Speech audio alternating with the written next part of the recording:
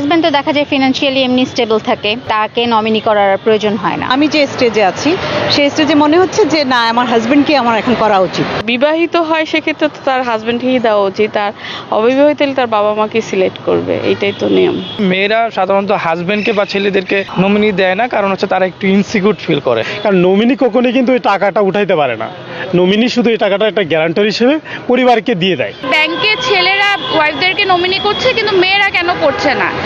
সেক্ষেত্রে দেখা যাচ্ছে যে ওয়াইফরা যে রকমের ডেডিকেশন দেখায় একটা হাজবেন্ডের প্রতি, কোনো কোনো ক্ষেত্রে দেখা যায় হাজবেন্ডরা হয়তো ওই লেভেলের ডেডিকেশন দেখাচ্ছে না, তার কারণে তারা ওই আস্থাটা অর্জন করতে পারছে না। একটা ছেলের বাড়ি যেভাবে ডমিনেট করে একটা ওয়াইফকে অনেক সময়, সেক্ষেত্রে ওয়াইফ হয়তো ইনসিকিউরড হয়ে যায়। ছেলেটা যদি কখনো মেয়েটাকে বিট্রে করে বা কিছু, এই কারণে হয়তো তাদের মধ্যে ইনসিকিউরিটিটা তৈরি হয়। আসলে এখানে এটা ট্রাস্টের ব্যাপার, আর কিছুই না। এটা ট্রাস্টটা আর কি, ওই আস্থাটা আমরা আনতে পারছি না, বা আমাদের হাজব্যান্ড আমাদের দিতে পারছে না। আমি যে স্টেজে আছি সেই স্টেজে মনে হচ্ছে যে না, আমার হাজব্যান্ডকে আমার এখন করা উচিত। আমি দেখছি কোনো ভাইকে করতে চাচ্ছে, বোনকে করতে চাচ্ছে, কিন্তু হাজব্যান্ডকে, ছেলে মেয়ে তো আছে, কিন্তু আমি হাজব্যান্ডকে করতে চাচ্ছি না। কেন? আমাদের স্বামী কোনোদিন বলেনি এটা তোমার টাকা, তুমি যাই করো, তুমি যে ইনকাম থাকলে তোমার যা করছো করো, কিন্তু এটা তোমাকে দিলাম, তুমি খরচ করো। কিন্তু এইভাবে কখনো টাকাটা পুরোটা ফেলে দেয়নি ওয়াইফের, সেজন্য ওইখান থেকে ট্রাস্টটা আসে না। হাজব্যান্ডের প্রয়োজন হলে ওয়াইফটা কিন্তু দিয়ে দিচ্ছে, কিন্তু নমিনির ক্ষেত্রেই কিন্তু ওয়াইফটা খুব স্ট্রিক্ট থাকে। হাজবেন্ডের কাছে অনেক ক্ষেত্রে দেখা যায় যে নিরাপত্তাটা নিশ্চিত থাকে না, যে আমি নমিনিটা দিয়ে দিলাম, হয়তোবা যে কোনো ধরনের অকারেন্স ঘটতে পারে, মেরে ফেলা বা অন্য কোনো একটা সম্পর্কে জড়িয়ে যাওয়া, তখন মেয়েটা কি করবে, সেই জন্য নমিনিটা দিতে চায় না। আসলে ট্রাস্টের একটা বিষয় থাকে। কম মেয়েদের ক্ষেত্রে এরকম হয় যে আমার ইচ্ছা, আমি এটা দিব না, আমি মা বাবাদেরকে দিব, মা বাবার নামে দিব। হ্যাঁ, এখন আমি চাকরি করছি, আমার নমিনি আমার হাজবেন্ড অবশ্যই হবে। এটা সবসময় ব্যাংক থেকেও চাচ্ছে যে আপনার হাজবেন্ডই হবে। আমার মতে দেওয়া উচিত, কারণ হাজবেন্ডই তো সব কিছু, তো অথরিটি সব কিছু। যেহেতু আমি চাকরি করি, আমার পিএফের বা পেনশনের টাকাটা আমার হাজবেন্ড ছাড়া কাউকেই অ্যালাউ করে না। বিবাহিত হয় সেক্ষেত্রে তো তার হাজবেন্ডকেই দেওয়া উচিত, আর অবিবাহিত হলে তার বাবা মাকে সিলেক্ট করবে, এইটাই তো নিয়ম। সোশ্যাল মিডিয়ায় দেখা যাচ্ছে যে আমরা দেখছি যে আমাদের সম্পর্কগুলো ভেঙে যাচ্ছে, বেশিরভাগই পরকে এখন দেখা যাচ্ছে সব ক্ষেত্রে। তো দেখা যায় একটা মেয়ে হয়তো মনে করে যে আমার হাজব্যান্ড আমার কাছে সারা জীবন নাও থাকতে পারে, তো সেই ক্ষেত্রে সে যদি তার হাজব্যান্ডকে নমিনি করা হয়, ওই যখন তারা আলাদা হয়ে যাবে তখন এই টাকা পয়সা নিয়ে আবার একটা গন্ডগোল শুরু হবে।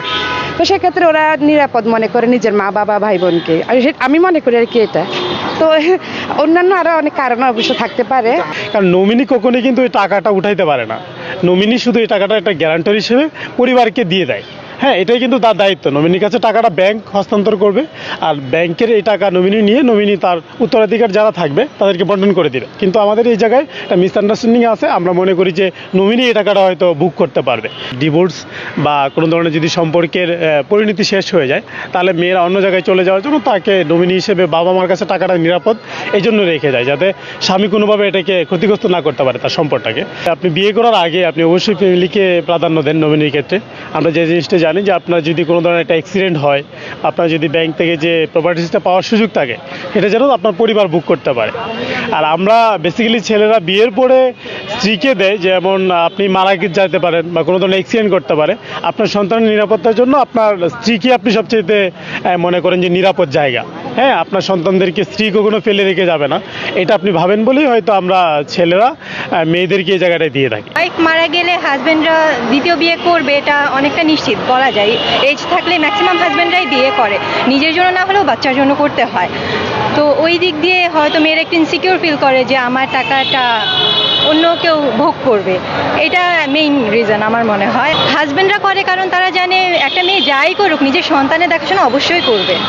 এই সিকিউরিটির জন্য মানে নিজের কথা চিন্তা না করে, ওয়াইফের কথা চিন্তা না করলেও বাচ্চার জন্য হলেও ওয়াইফের নামেই নমিনিটা করে। মেয়েরা সাধারণত হাজবেন্ডকে বা ছেলেদেরকে নমিনি দেয় না, কারণ হচ্ছে তারা একটু ইনসিকিউর ফিল করে। কোনো কারণে যদি আর কি মেয়েটার সাথে ডিভোর্স হয়ে যায়, সেক্ষেত্রে মেয়েরা আর কি নিরাপত্তাহীনতা ভোগে। সেক্ষেত্রে মেয়েরা বেশি প্রিফার করে হচ্ছে তার বাবা মা বা বোনদের। কিন্তু আবার মেয়েরা হাজবেন্ডকে একটু অবিশ্বাসটা একটু বেশি, সেক্ষেত্রে মেয়েরা হাজবেন্ডকে না দিয়ে তার বাবা মাকে বেশি দেওয়া আর কি নিরাপদ বোধ করে। হাজবেন্ড তো দেখা যায় ফিনান্সিয়ালি এমনি স্টেবল থাকে, তাকে নমিনি করার প্রয়োজন হয় না। হাজবেন্ড ভাবে যে আমার বর্তমানে আমার ওয়াইফ, আমার বাচ্চা কাচ্চা যেন ফিনান্সিয়ালি সিকিউর থাকে, এটা ভেবে হয়তো বা হাজবেন্ডরা করে। প্রত্যেকটা মানুষের পার্সপেক্টিভ থেকে আলাদা আলাদা চিন্তা ভাবনা, হয়তো সবাই কিন্তু এটা করছে না, হয়তোবা মানে মোস্ট অফ দ্য চোখে পড়েছে, যার ফলে এটা আপনারা বলতে পারছেন যে করছে। হয়তোবা বিশ্বাস বা গ্রহণযোগ্যতার জায়গাটা হয়তোবা তৈরি করতে পারে নাই ছেলেরা এখনো।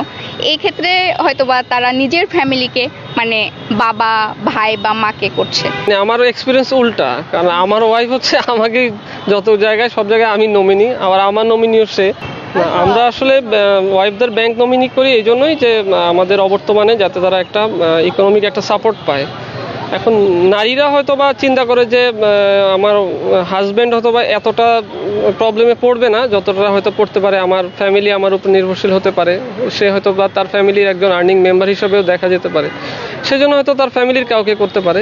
যার যার পার্সোনাল চয়েস, যেমন তার বাবা মাকে হয়তো তার ট্রাস্ট বেশি তার ওয়াইফ থেকে, বা ওয়াইফের বেশি হয়তো ট্রাস্ট তার বাবা মার থেকে।